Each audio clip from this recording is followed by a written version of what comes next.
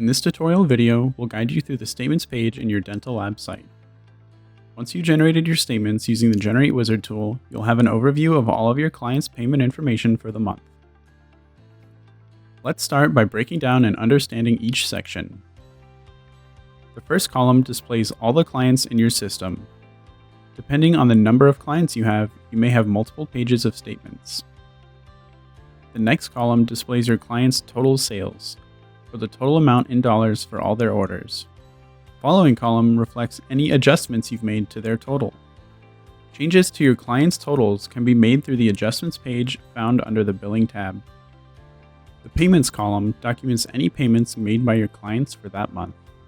Note that adjustments or payments should be completed before generating statements. Next, you'll have your client's previous balance. This amount carries over from the previous billing cycle and is still due. If this is your first time generating statements, you can edit the previous balance columns and update it to the correct amount. To do this, type in your client's previous balance and press Save at the top. The amount due will automatically adjust to the correct balance. The amount due column represents the remaining balance that your client still owes. If the payment equals the total sales with no previous balance or adjustments, the amount owed will be 0.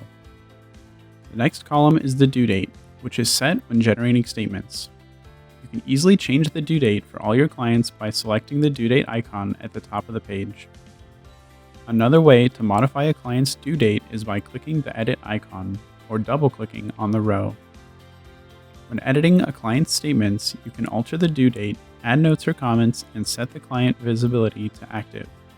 Before setting your clients to visible, it's recommended to review their invoices and statements. Click on Invoice next to a client's row to open a separate tab. The invoices show your client's orders and their total amount. To view a client's monthly statement, click the View button next to their row. This opens a separate tab where you can easily view the total amount due for each invoice. Next to each invoice, you can see the patient's name to easily identify which order has not been paid. Let's talk about the lock icon. Your statements will be set to locked by default. This prevents you from creating and changing orders. When you attempt to edit an existing order, there will be a lock icon present. This also prevents new payments and adjustments from being made.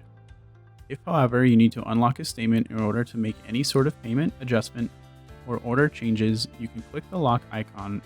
Unlocking an icon will also turn off client visibility. After any changes, make sure to relock that statement and change the visibility. The visible row indicates whether the client can view their statements in the doctor's portal. To set all statements to visible, you can click on the visible icon at the top. A pop-up will appear, and after you make sure the client's visibility is set, click Save. This only affects statements that are set to lock. It will also allow you to easily export your data for external accounting purposes, such as importing the data to QuickBooks. Thank you for tuning into this tutorial. If you have any questions or need further assistance, please don't hesitate to contact us.